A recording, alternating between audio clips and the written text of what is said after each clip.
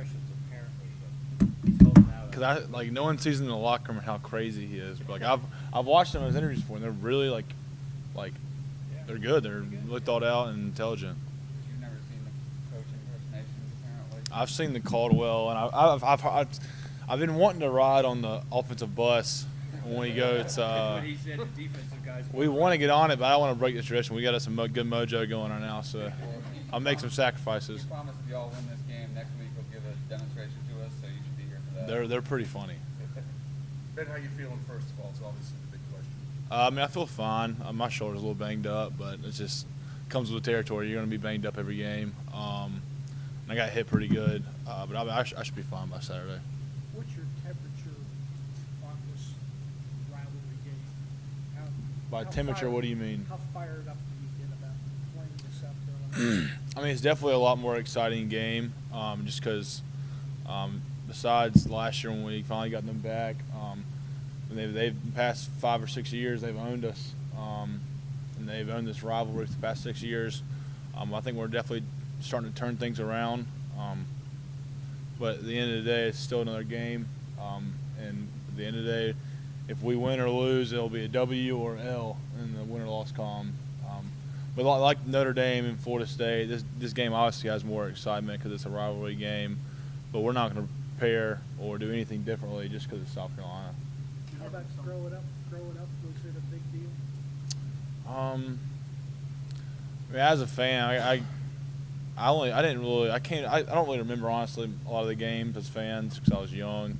But obviously there was a lot more buzz around the community when we were playing South Carolina. So. Last year there was a lot of noise, obviously, about trying to end the losing streak against them. This year it's obviously trying to stay undefeated and head on toward the playoffs if you can. How can you kind of compare and contrast the two different kind of feelings heading into this rivalry?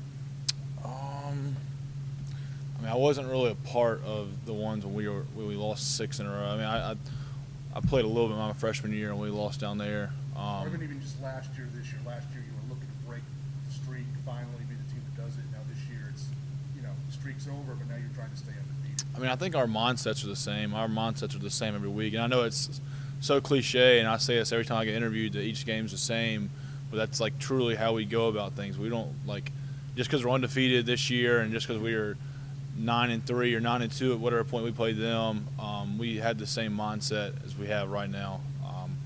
We're going to prepare this week, put in a good game plan, and if we play to the Clemson standard, we'll win the game. So it's not like we don't really have a different mindset just because we were coming off a 5-game losing streak to them last year, and now that we're undefeated, it's just really the same mindset, same game plan, and they're just in the way right now. And does it almost alter the idea of it's all about state championship, beating the Gamecocks rival and all that because you guys have these much bigger goals that you're attending to? I mean, it's just another game, honestly. I mean, that's really all it is. We're just another opponent who happens to be South Carolina, who happens to be our rival. But at the end of the day, it's just another game. You grew up around this. When you were in high school and you had friends that were on either side of the thing, what was it like when you were on the outside looking in, and what's it like now that you're on the inside? I mean, it's definitely a cool perspective just because I could see it. I experienced it as a fan coming to the games and growing up a Clemson fan and wishing my whole life that I could be a part of that. And now that I'm actually here, so it's definitely cool getting to see both sides of it. It was annoying growing up and all the buzz about it because probably half of Anderson is split, and the USC fans and Clemson fans. So I definitely heard a lot of buzz about it growing up. But we're just looking to turn things around and get another streak going. I know Garrett played the baseball end of it, and you saw the first couple of years that he was here, him on the losing side every year against him. How frustrating was that to watch your brother not ever really have that success against him, and you at least got a taste of something? Yeah. I mean, we definitely talked about it and definitely made him mad. He despised South Carolina. When he was catching, he just experienced their fans and just their players, and he never really had good experiences when he played them. Not because they won or lost, just because the environment and just the fans. And it just wasn't really a good time when they played them. Stuff always happened. So he does not like South Carolina at all. So I've never really heard good things about them coming from his mouth. But I'm glad that I haven't got to experience that really. I mean, my freshman year when we played there, it was pretty wild. It was a pretty crazy environment. Not because they were like doing anything wrong. It was just when we played there my freshman year, that's probably one of the loudest like game day experiences I've been a part of. So I mean, it's definitely cool not getting experience what he had to, losing them all the time. But I've heard a lot of. I haven't really heard good things about him come from him. Did you have any? So you said when you went down to Columbia a couple years ago, nothing really. What he experienced on the baseball side. What you were I mean, fans obviously like run their mouth and stuff. I'm sure our fans run their mouth, but nothing really out of the ordinary. Not that I can remember my freshman year. Does Garrett give you any special instructions this week that he would like to see you do? Nah, I'll talk to him all throughout the week, and he'll text me before game day, tell me good luck, tell me he loves me. That's about it. Was it more hostile to go at Williams-Brice than other places you've been, Florida State, Georgia? Probably away games. That was probably the most loudest been. You look at it from their perspective. They're not having a season anymore. They know this is their last game, and they got a shot to beat the number one team in the country. Can you see from their perspective where they're playing their Super Bowl, they're playing their bowl game, they're playing for everything this game? Yeah, when we know teams are going to pair against us differently than any other opponent just because we are the best team in the country. So they're going to have to throw the kitchen sink at us and just do things differently. But we prepare for that.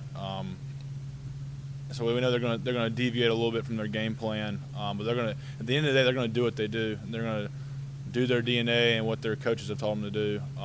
But we're prepared for anything they throw at us. Is there a different vibe around the defense box this week, kind of being able to put those 3 back ends behind you? I mean, yeah, I think so.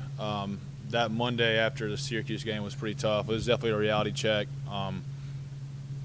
Just because they completely did like nothing. We prepared for some of the stuff they did, but it was pretty different than what we prepared for the whole week. And we had to be able to adjust and get it corrected quickly enough during the game. We didn't do a good job of that. So the coaches led into us pretty good on Monday. So that was definitely a reality check, and definitely got us back on track. I think we showed that on Saturday. When you played the Shrine Bowl, was there much talk between the guys that were going to be playing for either team? I don't think so. I don't even remember who was on that team who played for South Carolina. He played on the North Carolina team, didn't he? Yeah, he was, because South Carolina ended up winning, and he played like every position. He was the only really player that stood out to me. I mean, he's obviously a good player. But I think who they had. I'm thinking of that Georgia dude who played from Goose Creek. Tremel Terry. Is he still playing? He's transferring from Georgia. Okay, yeah, I was thinking of him. Yeah, but there wasn't really. Not that I even like noticed a lot of recruits from that game, or that I didn't hear any buzz about it. Speaking of Farrah, what do you think? How they're going to use him this week? He's throwing passes, he runs it, he catches. I mean, they're going to keep doing what they do. He runs the ball, throws the ball. They do that Wildcat stuff. So they're going to keep doing their DNA. They incorporated him in their offense in every single way they can. So we're ready for anything they do. When you see him throw that touchdown pass that he threw to the quarterback in Florida a few weeks ago, does that now make you, I guess, handle that Wildcat package a little bit different? Not really. We know he's a good athlete. We know he can do a lot of different things. But we're going to put in a game plan to stop it. We don't really care that he can throw really well. He's not going to play quarterback the whole game. I mean, you never know. They'll probably end up playing him quarterback the whole game. 'Cause I know Nunez is he hurt? Yeah, he didn't rest last And then week. Orth. Yeah. Orth has been. I've watched him. He's been playing pretty well. I mean, obviously their results haven't been turned out the way they wanted to. Yeah, he's been playing well though. So we're definitely expecting Orth. And then Cooper will probably come in and do some crazy things. So we're expecting anything. That kitchen sink you were talking about, that's basically what the Warriors are coming out of Columbia. They're going to unload everything they had left in the playbook on you guys. Yeah, I mean, they're going to have to and even if they do, we'll have a game plan to stop it. And we'll be prepared for anything. So we've been prepared for that every week. We know teams are going to have to do that and just put a new game plan in for our team because they know how good we are. So we're prepared for anything they do. What is the game plan for a kitchen sink? You just watch a lot of film. You just go back and where their coaches have played at, and just see like their past teams and what they've done. Whatever we've done bad in this season, they'll look at that, so we'll get it corrected from that. Like when we were playing Wake Forest, we did a lot of that zone read option, like triple option type stuff. We expected Wake Forest to do it a good bit because we didn't play well against Syracuse, so we practiced that, and they haven't really done that much. Wake Forest hadn't, so we put that in for them. So anything Coach V can think of, he'll put it in the game plan, just so we're ready for it. Think South Carolina might throw some of that at you? And they can if they want to. I'm not really worried about it. We've got it corrected, and we know how to fit it up. What was your initial reaction when you saw they lost to Citadel this past week? Was it a smile, or was it? Oh yeah, it was definitely. I was pretty happy in the locker room. I found out before we were going out to stretch, and I just laughed really. Well, I think Citadel's had a good year. I think they're pretty. Yeah, they're the players. Yeah, they're a good team. And I guess they kind of looked forward to this week and didn't really prepare well for Citadel. And I think that's what we've done a good job of all year is preparing for each team, like it's a national championship game. The way we prepared for Wofford is the same way we prepared for Wake Forest. And I think we've done a good job of that. And I think our coaches have just instilled in us those values that we can't take any team lightly. So I guess they took Citadel a little too lightly. You were a little eager to receive more respect as a team for this team earlier this season. Do you think it's where it's at an appropriate level now, nationally? I mean, I would hope so. I still see in the media where they're like I saw something the other day about the college football playoff thing, and I was when I was watching the rankings last week, we were number 1 in the nation, and I was watching like the thing on the TV, and they were just flashing teams that were like in the consideration, and they only showed us one time. Out of like probably 30 clips, we got showed one time, and I'm just like, it's annoying just because we've proven ourselves this year, and we're the best team in the country, and the media still has just SEC bias. It's just annoying because we've proven ourselves, and people are still kind of lacking behind. It's getting there, but it's not where we want it.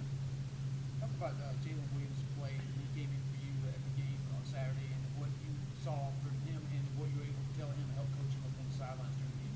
Yeah, I mean he's played well. He made a lot of plays, and he's been ready all year to play. But we've had a lot of hostile games.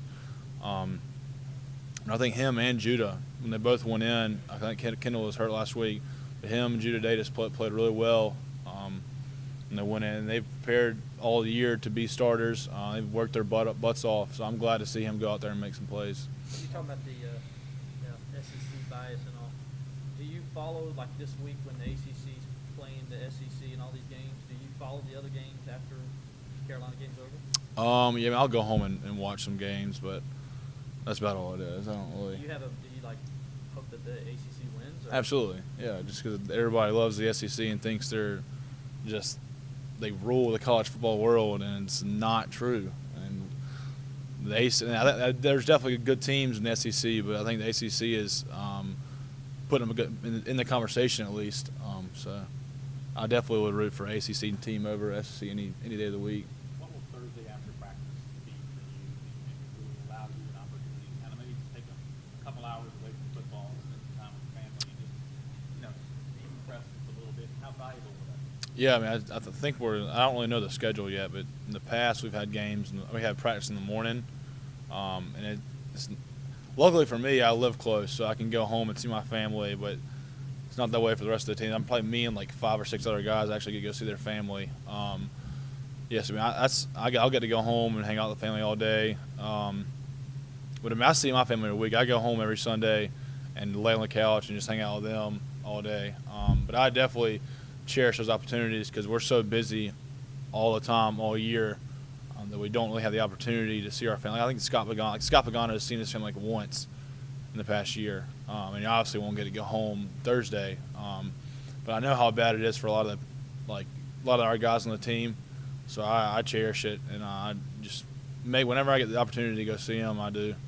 Tell us a little bit about the art of the script, because you seem to have a knack for that. Is that something you think some guys are more proficient at, or is it everybody just I don't know. I guess I just have more opportunities to do it.